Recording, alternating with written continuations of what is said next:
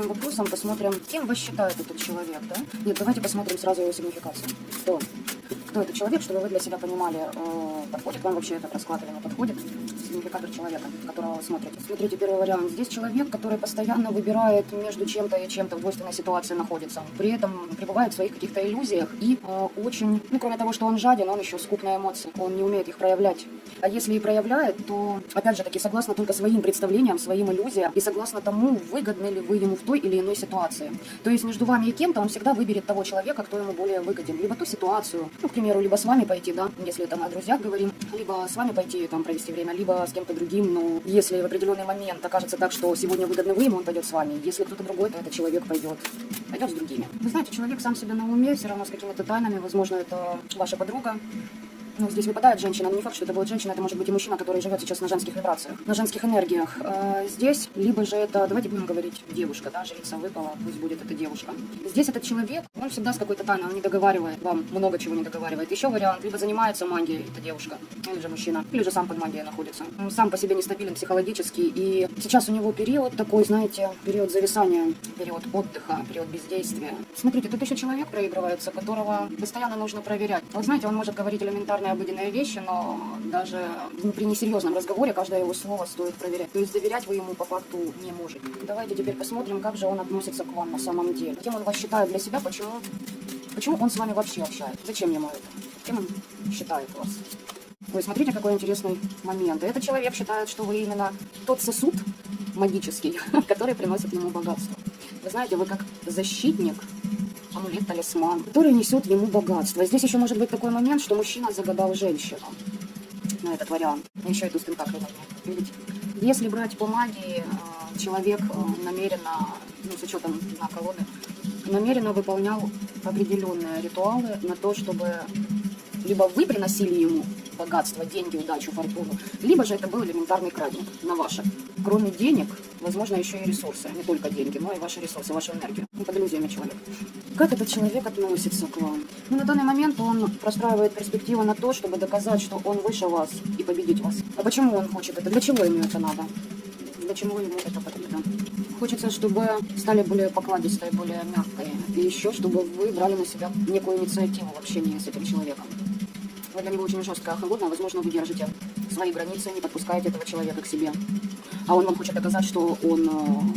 Понимаете, здесь могут быть и предложения. Если женщина смотрит на мужчину, возможно, к вам уже были какие-то определенные предложения, вы человеку отказали, и ему это не нравится. Он хочет вам доказать, что он выше вас, что он более просветленнее, чем вы. Более круче, я не знаю, начитаннее. Понимаете, как интересно получается? То есть человек, отбросим то, что у него там с психикой не все в порядке, потому что он под магией это 100%, он в иллюзиях. Кроме того, он еще пытается сам что-то делать из магии, не просто что-то, чтобы отнять ваше богатство, да, там, он говорит, чудесные супы, к слову, желательно с этим человеком за одним столом вообще не сидеть, то есть не есть, ничего у него не брать, особенно съедобного и то, что можно выпить. Будет предлагать, смело отказывайтесь. Так, еще что этот человек от вас хочет? Союза с вами хочет. Понимаете, намерения вроде как у человека благие, но они основываются на больной психике, уж извините, на воображении больном. Понимаете, он как бы хочет на вашем горбу уехать в рай. Он через союз с вами хочет получить свою 9 пентаклей, то есть чтобы у него все было в жизни классно. Возможно, у него сейчас все пошло по одному месту, не по совсем ровным путям поехал поезд. Возможно, будет, знаете, так подходить к вам с той стороны, чтобы дать намек на что-то серьезное в ваших отношениях, благочестивое такое, понимаете? Но это только для того, чтобы получить свои 9 пентаклей. Девочки, мальчики, смотрите, еще даже до такого момента может дойти. Если это ваши бывшие, и у вас ранее были разговоры о том, что может нам обвенчаться, да, может была ваша инициатива, он как-то не поддерживал ее, то сейчас он, наоборот, будет давить на это, да, давай, не просто брак свой узаконим, но еще и обвенчаемся, еще пусть церковь нас обвенчает, мол, смотри, какой я стал праведный, я на пути духовного самопознания. А что на самом деле в жизни этого человека происходит, из-за чего он собирается вообще к вам вот прийти, как он считает, за своими дарами, которые есть у вас, хотя это по праву ваше. Вот почему он считает, что он имеет на это право. Ему тяжело, тяжелая ноша у него. Еще и заслуженная тяжелая ноша. Ой, какой шикарный набор карт, вы посмотрите. Да тут же у нас отработочка пошла, отработочка. Тяжело ему, бедненькому, несчастному, тяжело. Смотрите, тут и потери, и расставания, обычный уклад жизни рухнул. Это все по Верховному суду, то есть предки духи рода пришли и сказали: привет, сова, открывай, пришла пора тебе отрабатывать свои долги.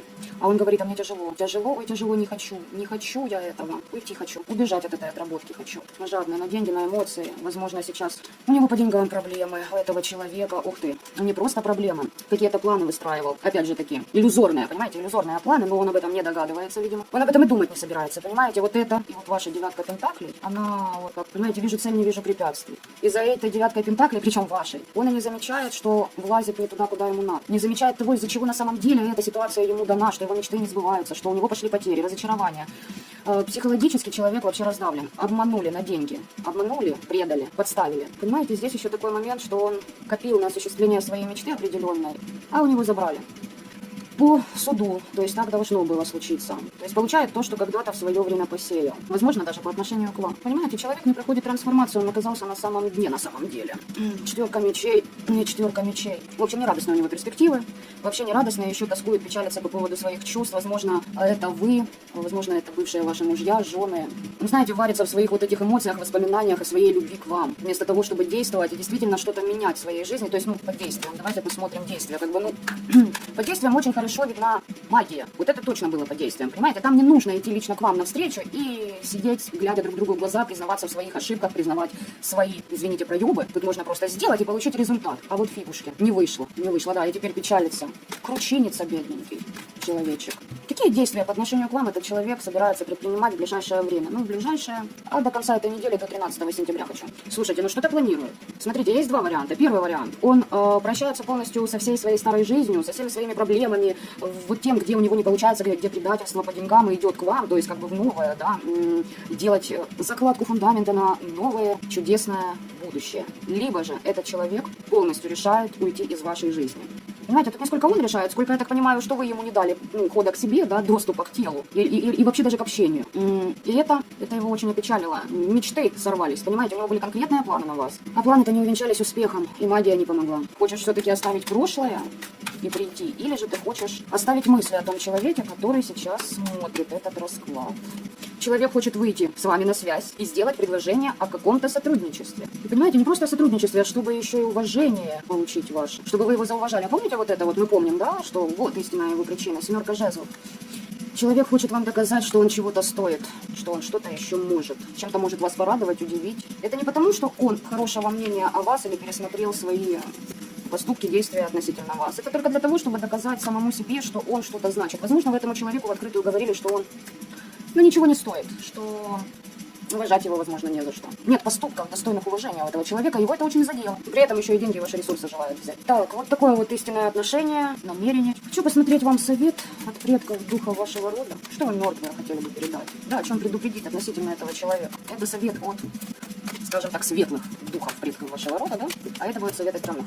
Может, знает, кто не знает, но у каждого из нас предки, наши предки, они как в мире темных, так и в мире светлых могут быть. То есть, по сути, вашими предками могут сейчас являться либо демоны, которые могут выйти к вам, да, на связь и защитить вас, либо же ангелы. То есть души трансформируются, они проходят свои уроки там уже после смерти, и у них тоже определенные пути есть.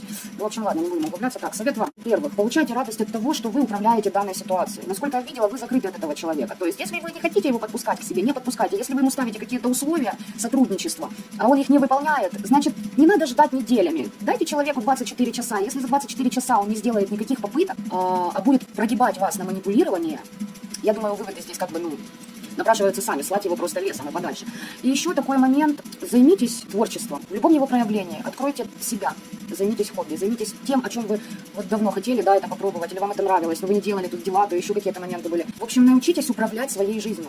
Управляйте, в общем, своей жизнью и радуйтесь этому.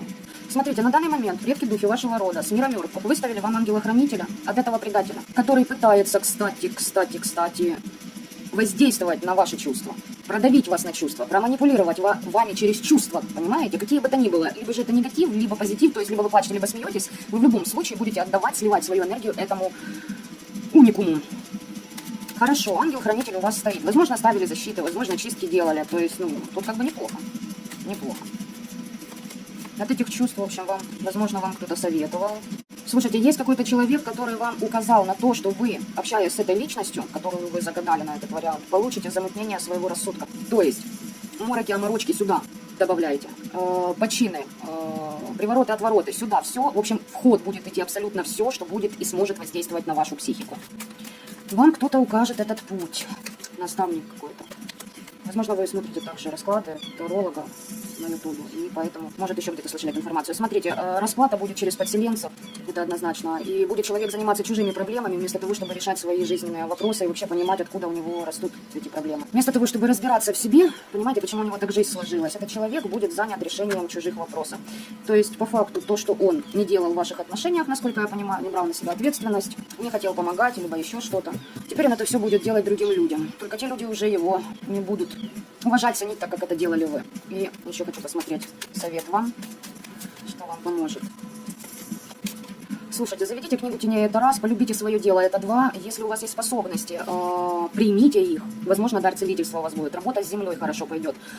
С атамами, то есть работа с ножом, с землей, с травами. Поработайте у дуба. Обращение, подношение к предкам духам рода именно возле дуба сделайте. Защитите дополнительно свои финансы, свой финансовый канал, свою энергетику. Возможно, у вас нет эмоций к этому человеку, да, нет чувств, нет обид, это все ушло, прошло. Но есть еще какие-то мысли об этом человеке, и вы, получается, через них сливаете, можете сливать свою энергетику к нему.